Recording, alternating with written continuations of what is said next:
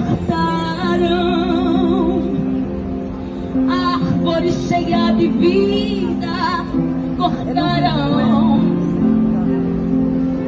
Os frutos que ela produzia se acabaram. E chega alguém e diz: o quê? Acabou a história aqui. Mas a última palavra ela não vem do homem, mas ainda vem.